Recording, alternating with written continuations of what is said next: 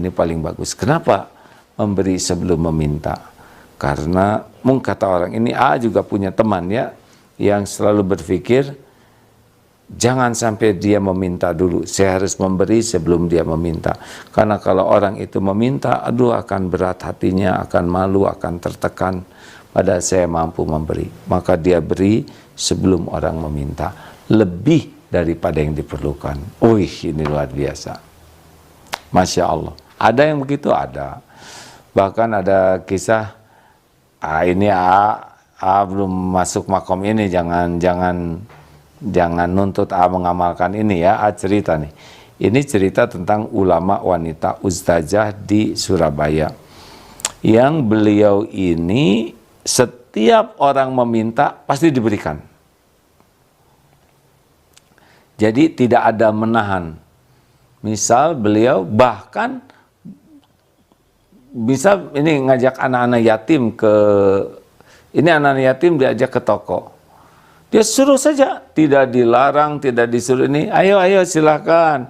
Nanti ada yang mengawasi, ini senangnya apa anak yatim ini. Karena kalau dibatasi, diberitahu, ini yang harganya sekian, itu beliau enggak, suruh saja lihat-lihat. Lalu dicatat oleh itunya asistennya, lalu dibelikan apa yang kira-kira disukai untuk memuaskan mereka. Bahkan ini ya, kalau punya sesuatu, ini cerita asli nih ya, beliau beli kursi untuk rumahnya. Lalu datang tamu, lalu tamu itu suka ke kursi ini. Ibu ini kursinya bagus sekali. Itu tamu pulang, beca tuh dipanggil, suruh bawa kursi itu ke rumah orang itu. Jangan ya, jangan praktekkan itu ke AA ya. Kursinya bagus ya, iya, benar. Ini berat nih ceramah ini nih ya. Itu makom orang yang sudah betul-betul hakul yakin bahwa kemuliaan itu adalah justru dengan khairun nas anfa'uhum linnas, sebaik-baik manusia. Dan itu sudah zuhud betul, karena beliau lebih yakin dengan apa yang ada dalam genggaman Allah, jaminan Allah, daripada apa yang ada pada dirinya. Ini zuhud, ini sudah tawakal, dan tidak kurang, beliau sangat dicukupi oleh Allah ya. Pergi ini ada lagi rezeki dalam beragam bentuk, seperti gelas, di atasnya ada teko yang tidak pernah berhenti ngucurnya, walaupun dibagikan. Dulu guru Wa Khair Afandi, Masya Allah, semoga Allah merahmati beliau, kami datang 2 bis dari Bandung zaman dulu. Beliau tidak sungkan itu, langsung dibedahkan, kalau bahasa Sunda, kolamnya itu diambil ikannya untuk menjamu tamu. Tidak berkurang rezeki.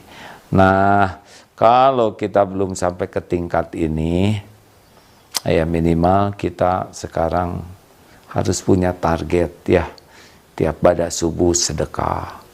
Kalau uang kita segini, kita bisa kurangi dari jatah kita, dengan saum uangnya bisa sedekahkan.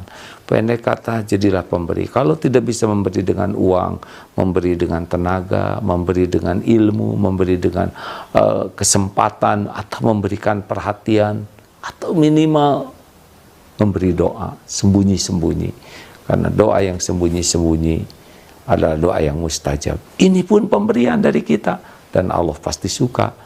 Karena kita mendoakan hamba-hambanya sembunyi-sembunyi. Malaikat akan mendoakan, malaikat akan mengaminkan doa kita. Allah tahu kan kita doa sembunyi-sembunyi, malaikat akan mengaminkan, dan bagimu juga, artinya kita akan dapat kebaikan yang sama.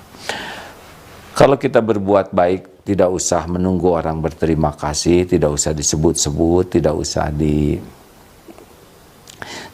nunggu orang lain mengakui kebaikan kita, menghargai atau membalas, tidak perlu. Karena sebetulnya berbuat baik itulah sudah jadi rezeki kita. Misal kita sedekah, nah rezeki kita itu adalah bisa bersedekah. Karena kita dikasih uang tapi nggak dikasih kemampuan bersedekah, kita jadi berat nih dengan hisabnya. Nah, orang berterima kasih atau tidak itu bukan kapling kita. Coupling kita adalah kita bisa berbuat kebaikan. Mana yang lebih beruntung? Yang sedekah, yang disedekahi?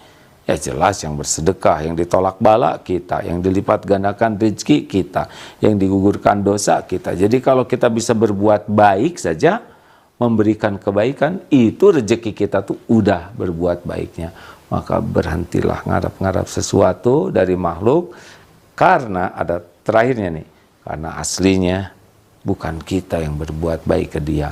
Allah memberi kepada yang bersangkutan, kita diuji jadi jalan.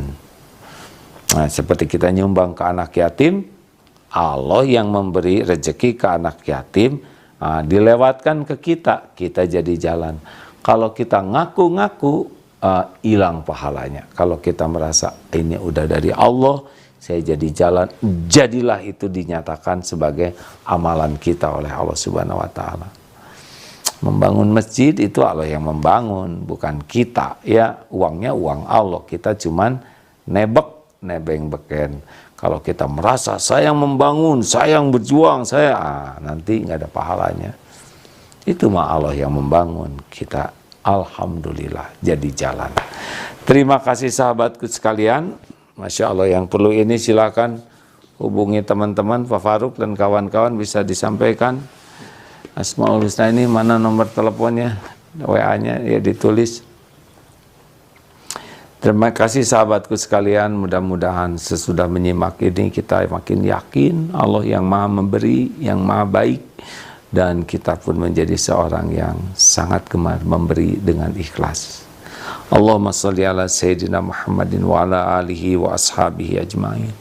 Wahai yang maha menatap, wahai yang maha mendengar, ya Wahhab, terima kasih ya Allah atas semua nikmat darimu ini. Allahumma a'inna ala zikrika wa syukrika wa husni ibadati. Ya Allah, pilihlah kami menjadi jalan kemaslahatan bagi sebanyaknya hamba-Mu. Ampuni ya Allah, selama ini kami jarang meyakini semua nikmat datang dari-Mu. Ampuni kami jarang mensyukuri limpahan karunia-Mu yang tiada bertepi ini. Bahkan ampuni betapa banyak nikmat dari-Mu yang kami gunakan untuk berbuat maksiat. Ya Allah, mengkhianati-Mu, astagfirullah. Ya Allah, istiqomahkan kami ya Karim. Rabbana la tuzigh qulubana ba'da idh hadaitana wa hab lana min ladunka rahmah innaka antal wahhab. Jangan cabut nikmat iman ini ya Allah. Istiqomahkan dalam iman, dalam Islam, dalam amal soleh. Rabbana atina fid dunya hasanah wa fil akhirati hasanah wa qina azabannar. Beri hidayah ya Allah bagi yang masih belum mengenal-Mu, belum mengenal jalan-Mu. Berikan tuntunan ya Allah bagi yang tersesat. Ampuni yang bergelimang dosa, tuntun agar bisa tobat. Berikan cahaya bagi yang hidupnya dalam kegelapan, lapangkan yang hidupnya dalam kesempitan. Lindungi ya Allah yang terancam, teraniaya, terzalimi. Ya Allah, berikan nikmat iman, nikmat ibadah, nikmat istiqomah. Dan jadikan akhir hayat kami nikmat husnul khatimah. Ya Allah, lindungi kami dari wabah ini ya Karim, dari bala, fitnah, wal musibah. Sembuhkan ya Allah yang sedang Kau uji dengan sakit. Ya Allah ya Syafi, la ilaha illa anta ya Rabb, subhanaka inna kunna minaz zalimin. Taqabbal minna ya arhamar rahimin. Rabbana atina fid dunya hasanah wa fil akhirati hasanah wa qina azabannar. Subhana rabbika rabbil izzati amma yasifun. Wassalamun alal mursalin walhamdulillahi rabbil alamin. Alhamdulillah, terima kasih sahabatku. Subhanakallahumma bihamdik, asyhadu alla ilaha illa anta, astaghfiruka wa atubu ilaik. Assalamualaikum warahmatullahi wabarakatuh.